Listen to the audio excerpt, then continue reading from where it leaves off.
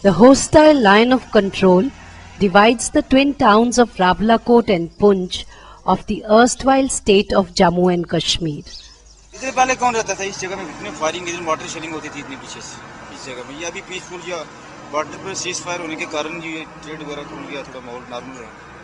इधर तो फायरिंग थी, नॉर्मल गोली आती थी वहाँ बुलट हुआ उस पोस्ट से इधर. Poonch withstood the siege by Pakistan from November 47 till Indian offensive, which ended with Poonch town in eastern part in India and western in Pakistan. Since then, the people have witnessed severe hostilities.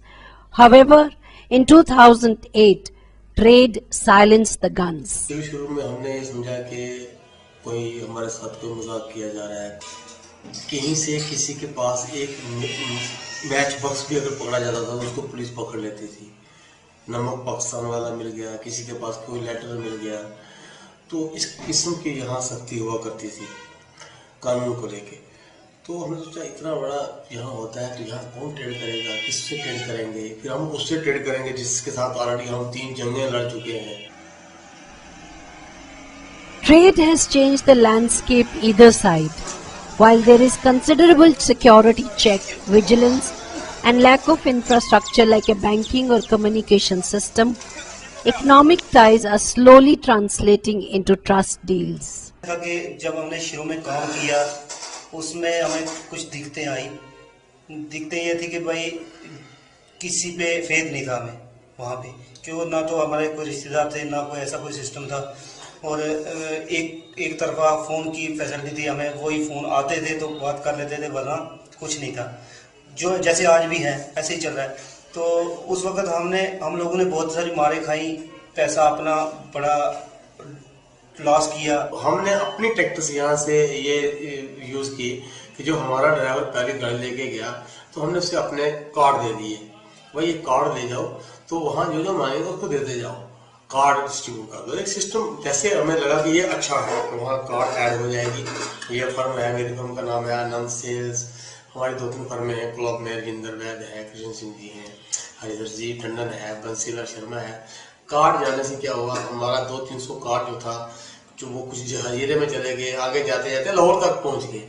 तो telephonically contact जो थे वो हमें वहाँ से होने लगे. जब बिजनेस टैक्टिक्स में हम कंपटीटर हो गए एक दूसरे के, तो इमीडिएटली ट्रेड ने हाइक पकड़ ली. 6 महीने के बाद एकदम से 10 गाड़ियाँ, 20 गाड़ियाँ, 25 गाड़ियाँ, और ट्रेड ने इतनी हाइक पकड़ी कि उन दिनों में हमारी दोनों पार्टियों की 25-25, 30-30 बड़े बड़े जो ट्रक थे वो प्याज के जाना शुरू हो गए.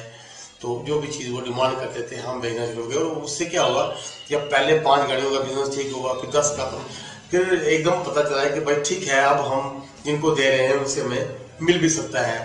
तो एडमिनिस्ट्रेशन ने उस वक्त फ्री रखा हुआ था 3-4 महीने के लिए कि वहाँ से कुछ भी आ जाए. ट्रेडिंग पॉइंट ऑफ व्यू से अगर कुछ भी आता है आप दे दो. SOP जो है वो लागू नहीं की जाएगी. जो ट्रेड में जो लोग हैं वो प्रॉपर फैसिलिटेट करेंगे, इनको स्ट्रिक्ट नहीं रहेंगे. ट्रेड तो करना ही है.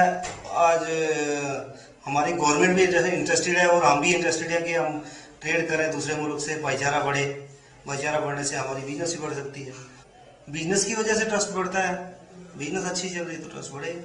पहले जिस वक्त ये शुरू नहीं हुआ था उस वक्त लोगों के जहन में ये किया था कि ये जो रास्ता बंद था, लोग मिलिटेंसी के उस चक्कर में फंसे थे. लोगों के दिल में ये था कि पता नहीं उधर क्या है. अब जो इस वक्त की पोजीशन ये है कि जो यहाँ से जब कोई जाता है वीजे पर वहाँ 15 दिन के लिए, वो 7-8 दिन में ही वापस आ जाता है.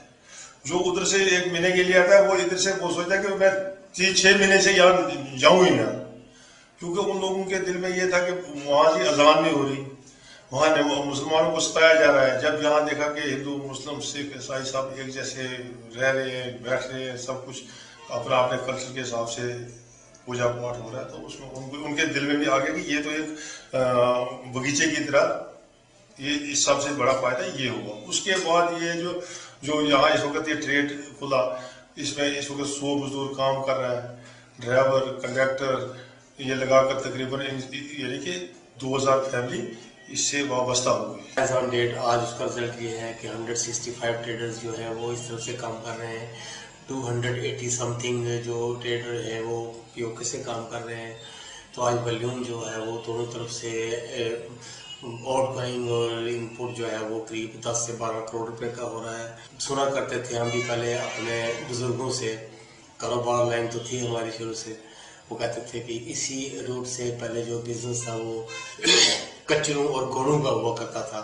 400-500 घोड़े जो कचरे में हो जाती थी वहाँ से आती थी। हजीरा जो है उस वक्त भी एक मंडी थी, लेके सब वहाँ इकट्ठे होते थे, वहाँ से डिस्ट्रीब्यूशन होती थी। तो आज मुझे लगता है कि वो जो उस वक्त की सोच थी आज तो वो गाड़ियों में बदल गई है और इसका एक्सपोजर